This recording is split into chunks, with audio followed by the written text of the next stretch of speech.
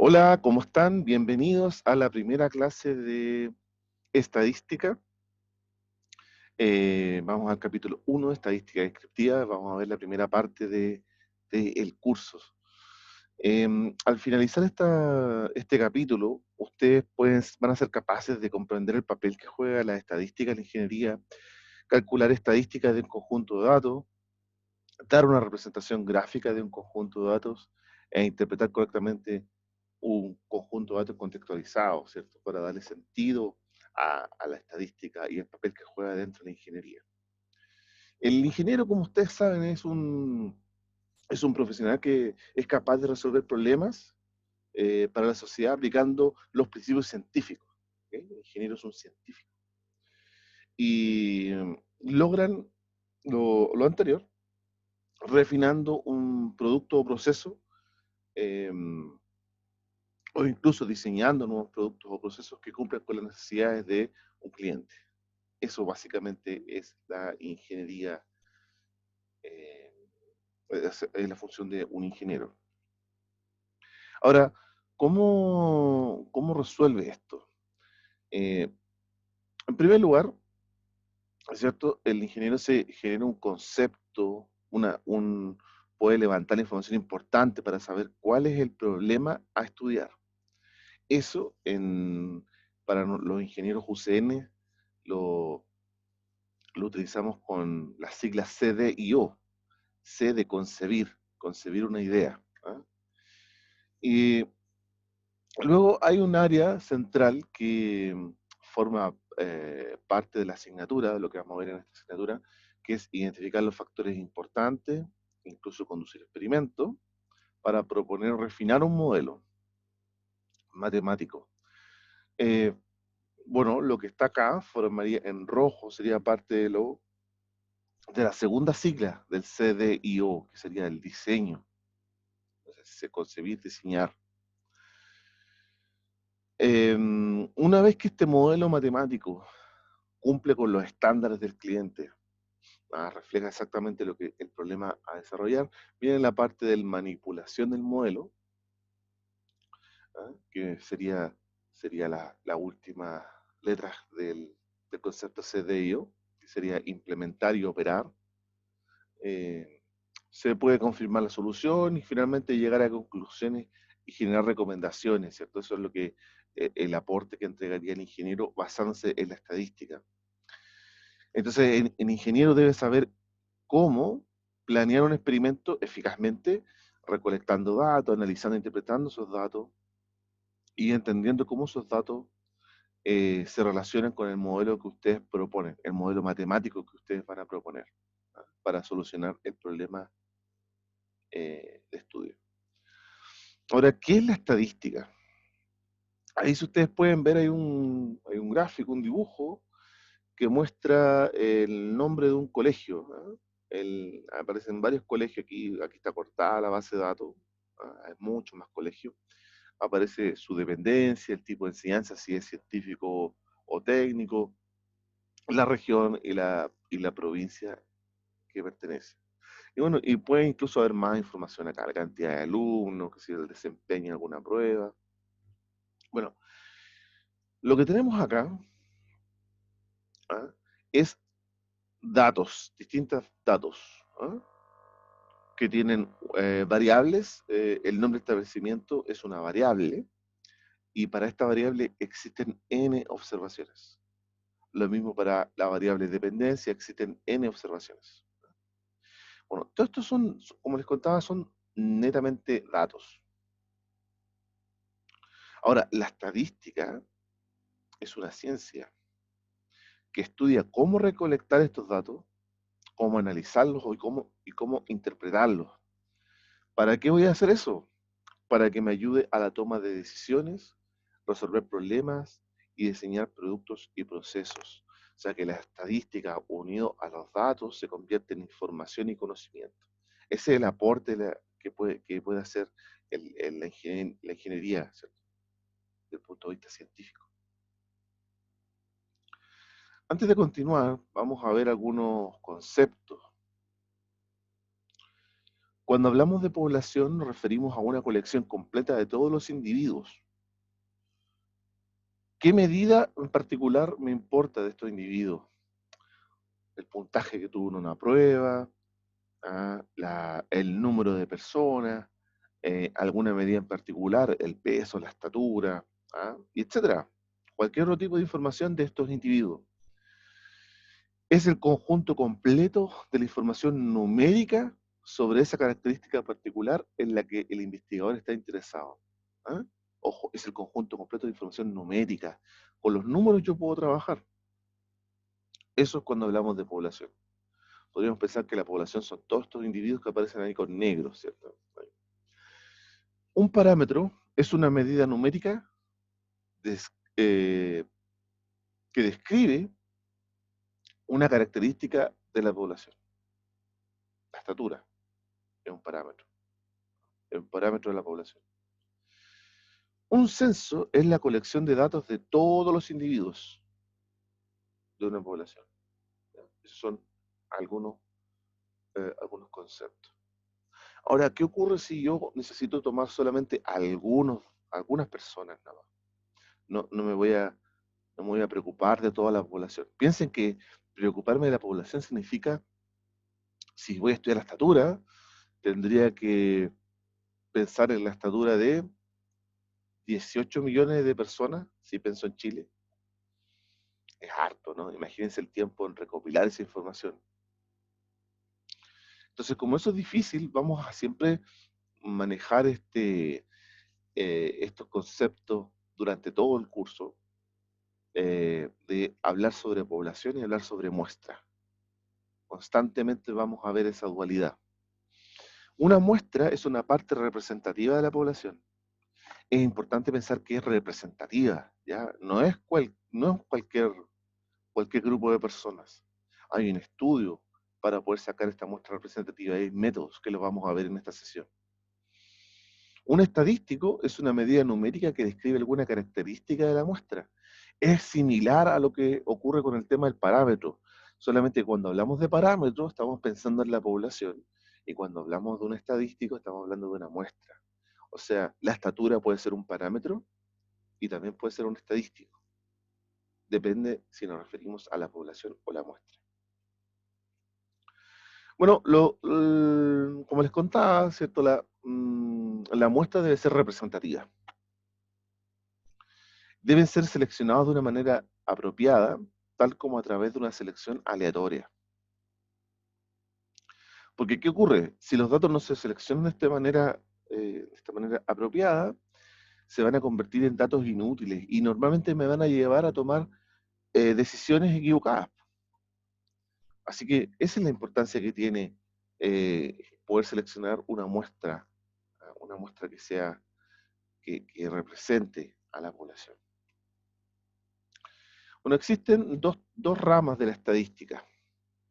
Una es la estadística descriptiva, que se encarga de recolectar, resumir y presentar los datos. ¿Ah? ¿Cómo voy a recolectar los datos? Bueno, puede ser a través de encuestas, por ejemplo. ¿Cómo se pueden presentar los datos? Con tabla, con frecuencia. Tablas de frecuencia o gráficos. ¿Cómo se caracterizan los datos? Bueno, hay medidas que permiten caracterizarlo, que son la media, la desviación, los cuartiles, percentiles. Son distintas formas que me permiten caracterizar los datos. Eso corresponde a la estadística descriptiva. Ahora, desde el punto de vista de la estadística inferencial, que es la otra rama de la estadística, me va a permitir llegar a conclusiones sobre una población a partir del análisis de las muestras. Y esto puede ser tanto de tipo estimativo, ¿ah?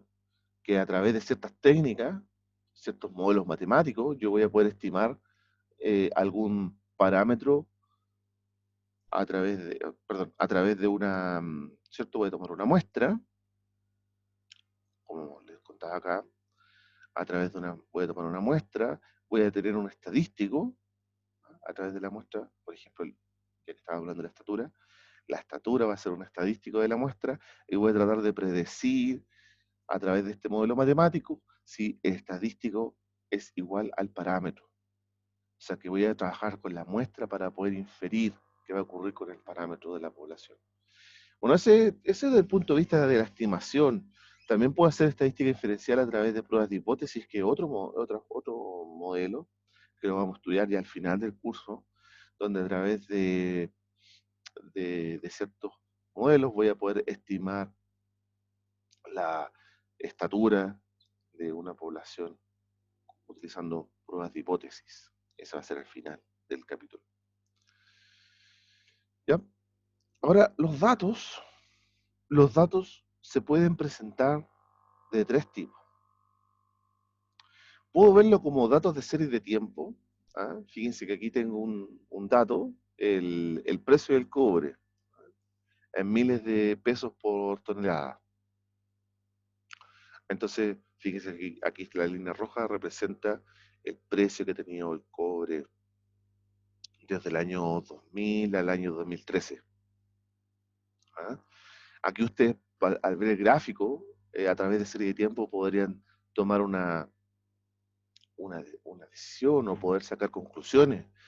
Ah, ¿qué cosa importante puedo ver aquí? Mire, fíjese que desde el año 2000 al 2007 el precio iba subiendo, iba en alza, y algo pasó aquí, el 2008. Miren, algo raro pasó aquí. Eh, un desplome del precio. Algo pudo haber pasado, ¿ah? Algo fue, algún acontecimiento puede haber sido político, económico. Bueno, ok. Eh, pero más o menos si lo veo a largo plazo, o bien desde arriba, podría pensar que el precio siempre fue al alza, ¿no? Fue subiendo.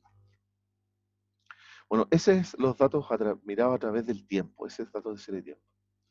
También hay datos de corte transversal, ¿ah? Que son conjuntos de datos recogidos mediante la observación de muchas variables. Fíjense acá, tengo una serie de alumnos, a unos alumnos de estrella acá, Alexis Sánchez, Arturo Vidal, Marcelo Díaz, y sus notas en tres asignaturas, en estadística, en PCC y en religión. Eh, puedo ver, por ejemplo, mirar los datos acá, yo podría sacar ciertas conclusiones. Por ejemplo, Marcelo Díaz partió muy mal en estadística y en PCC, pero en religión le va muy bien. Eh, puedo pensar también que aparentemente el promedio en religión es mejor que el resto de las asignaturas, fíjense.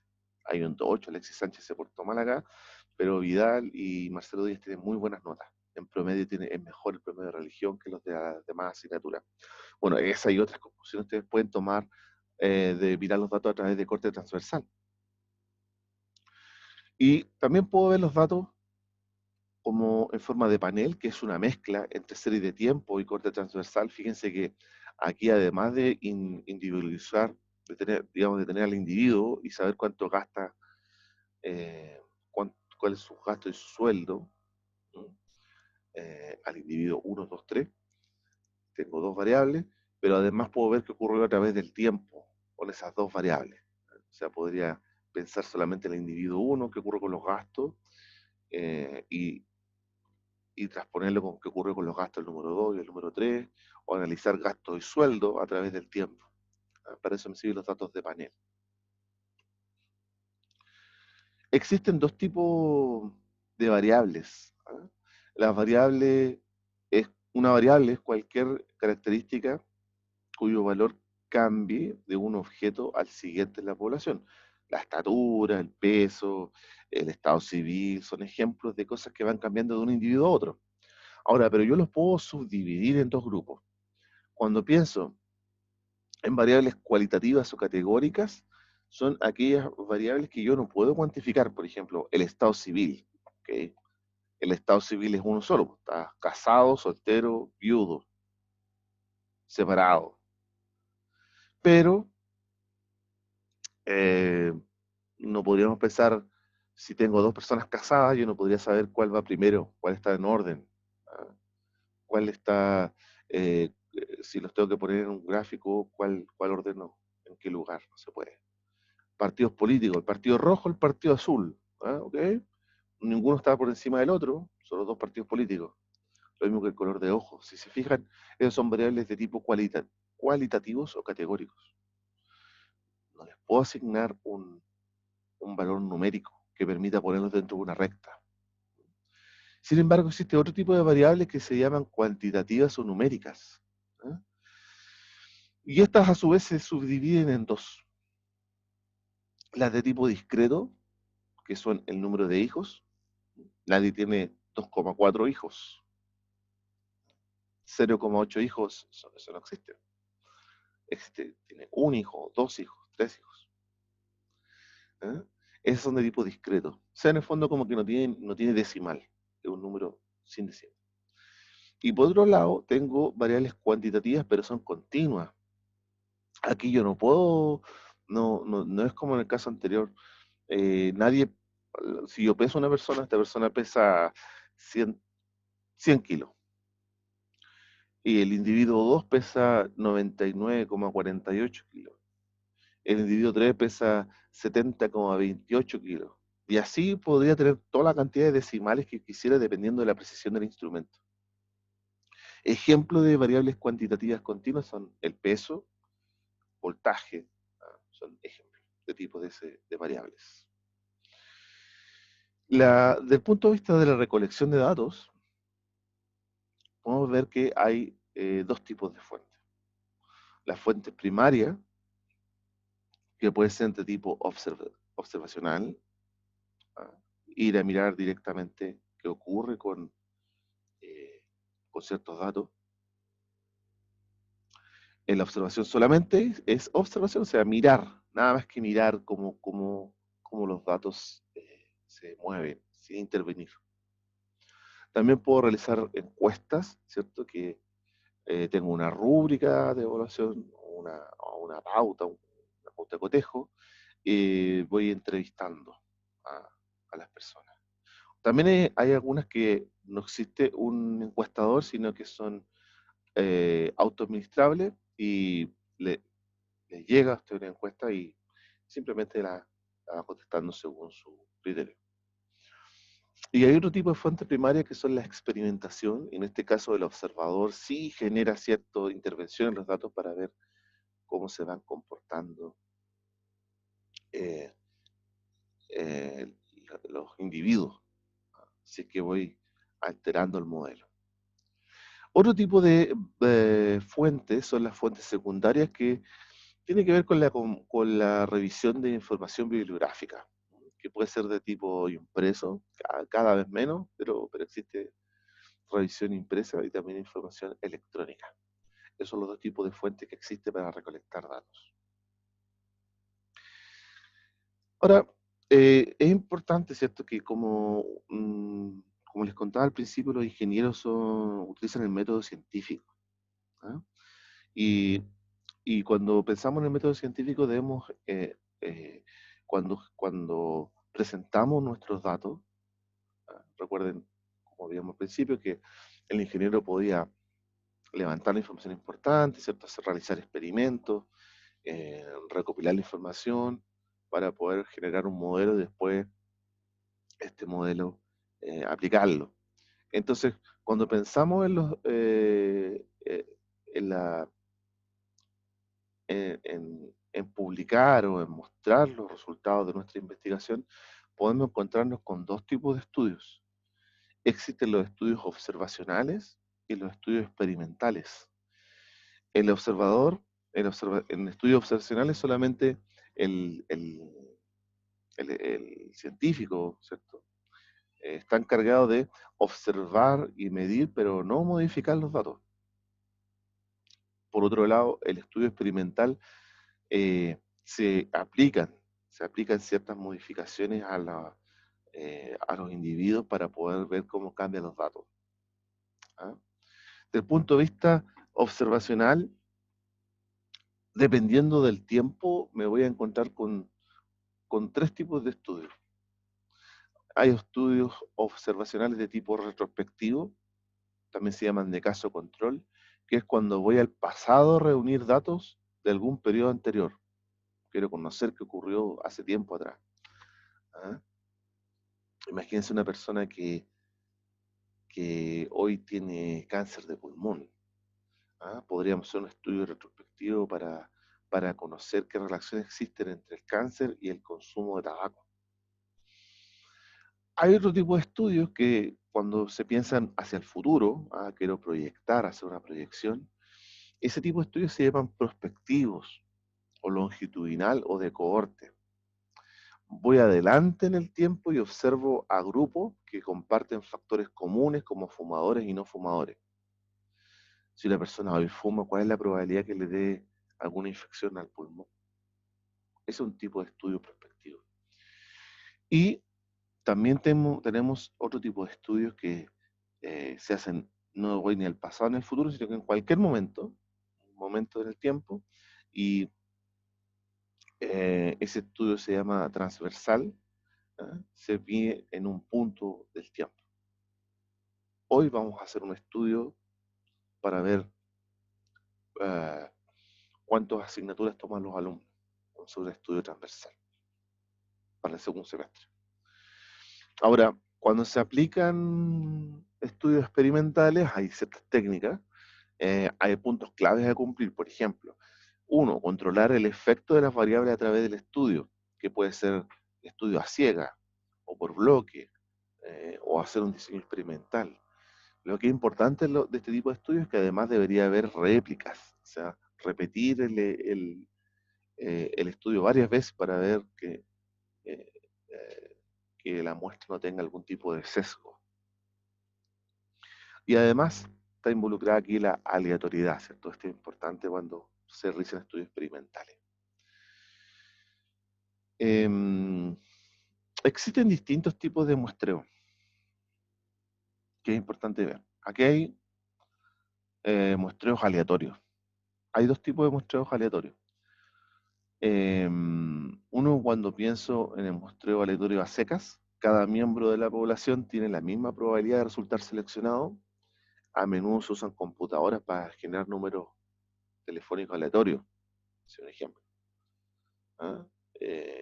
O puedo seleccionar desde una base de datos de los contenedores que llegan a un puerto, voy a hacer un muestreo para seleccionar recursos para realizar aforos. Ese sería un muestreo aleatorio. Ahora, otro tipo de muestreo aleatorio es el simple.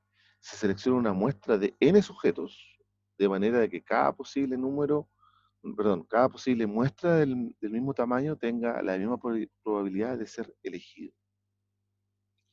El muestreo aleatorio está relacionado con la población. De todos los contenedores voy a sacar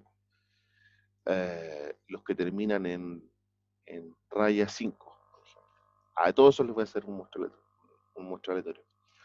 Pero si yo selecciono a todos los que me dio el número 5, de esos voy a sacar un grupito para poder realizar algún tipo de análisis. Bueno, en ese caso, como estoy pensando en una muestra, se convierte en un muestreo aleatorio simple. También existen otros tipos de muestreo que son sistemáticos. Por ejemplo, aquí fíjense que tengo un grupo de personas y voy a descartar dos y al tercero lo voy a encuestar o lo voy a entrevistar. Descarto dos y al tercero nuevamente lo entrevisto. Esto se realiza para pensar que, no sé, podría ocurrir que si estoy entrevistando en la calle, puedo pensar que vienen dos personas juntas, entonces el tercero no debería, se supone que las personas andan juntas, podrían tener las mismas intenciones de voto. Imagínense que vamos a hacer una encuesta para por qué candidato van a votar. ¿Ah? Entonces esto es para crear una aleatoriedad en el muestreo. Hay otros muestreos que son por conveniencia, ¿cierto? Voy a donde hay un grupo de personas y a esas la encuesto, están cercanas a mí. Y le pregunto, le hago una pregunta en cuestión, cualquiera. Ahora, hay otros muestreos que son de tipo estratificado, donde voy a separar a los grupos. Alguien se va a preocupar de, por ejemplo, voy a hacer una encuesta y solamente me interesa entrevistar a las mujeres. O separarlo. Voy a preguntarles a las mujeres y a los hombres y los voy a tratar de forma distinta sobre qué opinan respecto de la pena de muerte, por ejemplo. No solamente se puede hacer eh, este, estratificar a través de utilizando el género, sino que puedo hacer estratificación pensando en la edad. ¿Ah? ¿Qué opinan las personas? Voy a hacer una encuesta, voy a ver qué opinan las personas del grupo etario de 20 a 40, de 40 a 60 y de más de 60. Ahí estoy haciendo tres estratos, menores de 20, o sea, perdón, menores de 40, menores de 60 y más de 60. Y como les contaba, yo analizo la información respecto a qué opinan los distintos estratos. Otro tipo de muestreo está relacionado por conglomerado. ¿Ah? Eh, Ahí la población se divide en grupos, ¿ah? Se divide el área en grupos o conglomerados. eh, Luego se elige al azar alguno de estos conglomerados y después se elige a todos los miembros de los conglomerados seleccionados. ¿Ah? Los voy a dividir la conurbación de la Serena y Coquimbo y voy a seleccionar eh, Tierra Blanca, las compañías y la antena. Y voy a ver qué opinan esos estratos sobre algún tema en particular. Esos conglomerados, perdón. O podría encontrarme con un muestreo multietapas, en cuyos casos podría combinar. ¿Ah? Vamos a hacer un muestreo por conglomerado y a la vez esos conglomerados los vamos a estratificar por edad. Vamos a hacer un muestreo por conveniencia, pero separado también estratificado. Ahí estoy combinando dos, pueden ser una combinación de tres tipos de muestreo: estratificado, perdón, por conveniencia y sistemático a la vez. ¿Ah? Son tres tipos de muestreo.